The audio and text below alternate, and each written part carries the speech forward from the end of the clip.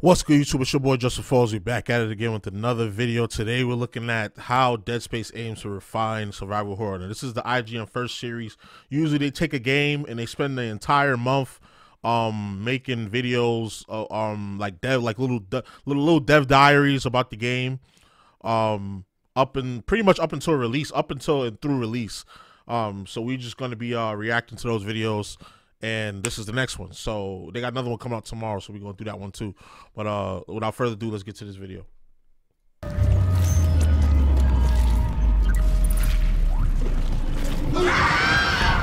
Dead Space returns in 2023 after a decade-long hiatus, but the remake will arrive to a landscape very different from the one it left. Terror has become a big business, and once niche survival horror games are now booming. Where the original Dead Space was somewhat of a gamble for the distinctly mainstream EA back in 2008, the remake is practically a surefire hit in 2023. As part of this month's Dead Space-focused IGN... Yeah, if nothing else, this game is going to sell. That's a fact. It's going to sell, like, critically. I don't know how it's going to do because I don't know how the game runs.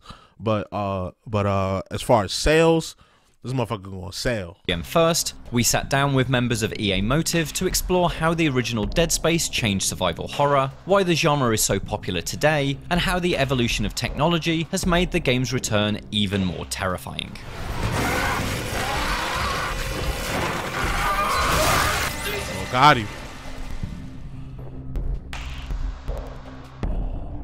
Take one look at Dead Space and it's immediately obvious where its roots lie. Resident Evil 4 that changed the sort of, like, I guess the landscape of survival horror at the time, which Dead Space certainly took a ton of inspiration from. That's what it was, we were told it was going to be, was Resident Evil 4 in space. But while Resident Evil 4 certainly inspired Dead Space's approach to over-the-shoulder combat and haunted house level design, much of the original game's direction was drawn from films, such as Alien, The Thing, and Event Horizon. I think throughout the years we've seen games being influenced by feature films and bringing a lot more of those cinematic techniques and influences into games. Whether it's Silent Hill or Resident Evil, obviously Dead Space brought a lot of that feeling into it. It actually felt like it was a lot more immersive, a lot more mature in tone. One of the elements that Dead Space really pushed further, it's that thing about immersion. And since then, like, if you see the most recent, like starting with Resident Evil 7, there's been a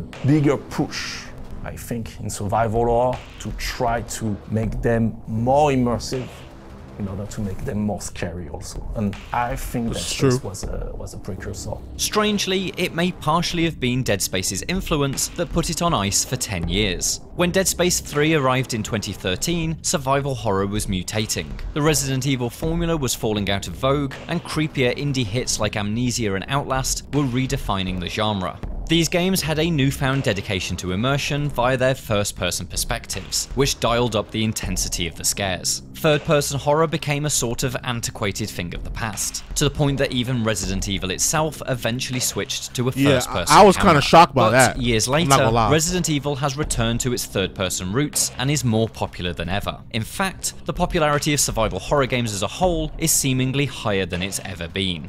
So survival horror, it's like horror, it's always been a niche. If you remember when the original Dead Space came, or even before that, if you wanted to go and see a horror movie, you had to find the one theater in town that was playing horror movie. Now today, most of the horror movie gets national release. I love how it's making a comeback. Something that used to be more niche before, like if you said you like horror movies, you're like, or games, you're like, oh, okay, it's not a huge market for that. But what I love about it now that it's become mainstream almost, right? There's so many games coming out. There's so many movies that are coming out also that are popular, and people are watching the horror genre more than ever. While the popularity of survival horror right now certainly makes 2023 an ideal time for Dead Space to return, the biggest benefit is the advancement of technology.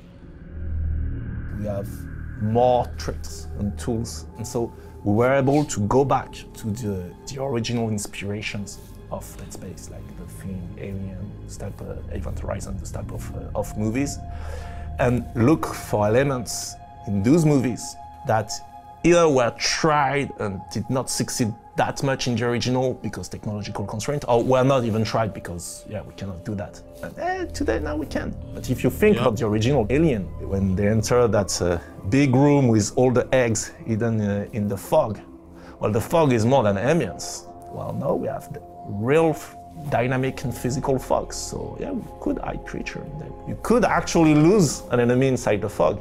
The new technology available in the Frostbite engine means that the team at EA Motive are able to improve on the very core of Dead Space, a fully immersive experience.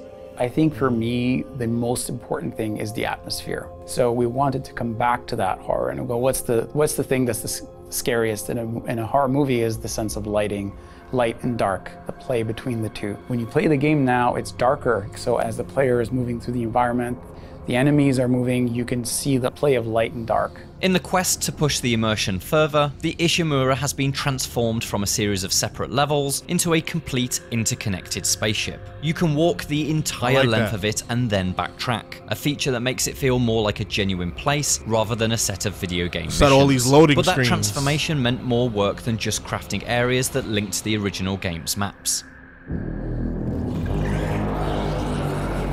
If you've got this one ship, then you've sort of created another problem where you need to fill it and you need to, because there's a lot of like going back, the way the mission structure is built. So how do you fill those empty moments? How do you fill that kind of dead space, if you will? Huh, I see what he did there. Clever. Well, we created this intensity director, which is more than just AI spawner, right? It creates moments for you to freak out, and that's the whole point of it. And it follows you through a intended intensity curve that the level designers place in their levels and modulates it based on where you're at within your mission briefs. Somewhat similar to Left 4 Dead's lauded AI system, the Intensity Director is able to analyze the action and horror curve of your experience and trigger events if things have been calm for too long. There are close to 400 events that the Director can use, and dropping enemies into the map is just the start of it. It's got sound bites, it's got animations, I like that. It's got environmental triggers, so you'll have a fan that'll start up, you'll have creaking from the ship, you'll have lights flickering, you'll have lights turning off, you'll have psychosis events happening, so it's everything. So everything that happens in script can happen within the intensity there. And that's how we manage to make sure that the lines are blurred and you're never really sure what is scripted and what isn't. Immersive horror was the core of the original Dead Space, and now, with the popularity of horror at an all-time high, it's the perfect time for it to return, use modern technology to push that immersion to the next level, and redefine survival horror once again. To see what else the Dead Space remake is improving, take a look at how the EA Motive team created a new version of the Necromorph transformation scene, and how the story was rewritten. And for everything else, stick with IGN. I like how dynamic everything is. Like, they just spoke about how the director has like 400 different scenes that they can pop in at any given point of the game that will be triggered. Like, if it's been quiet for too long, like if you haven't had any interaction for too long, like the lights flickering, an enemy dropping in, it makes the game very more dynamic, and it gives everybody a different experience playing the game, because, you know, my experience, an enemy might not pop in at the same spot when I do my playthrough as it does when you do your playthrough. And that's something we can hop out. Like, oh, do you remember when we was in this hallway and then this thing come out? Nah, actually that didn't happen for me. But I ran into this at this. Like, it creates dialogue between the players, which raises the overall popularity and the replay value of the game, in my opinion. So that is dope. That Frostbite engine, next level, man. They doing the damn thing with this engine, man. I can't wait to get my hands on this game. January 27th. That date is now being engraved in my head now that we keep seeing these. I keep doing these reactions because I have to keep checking the date to make sure. But January 27th is going to be lit. I'm going to check it one more time just to play it safe. Dead Space remake. Yep, January 27th. I was right. So, but y'all let me know what y'all think in the comments. Are you going to cop this game?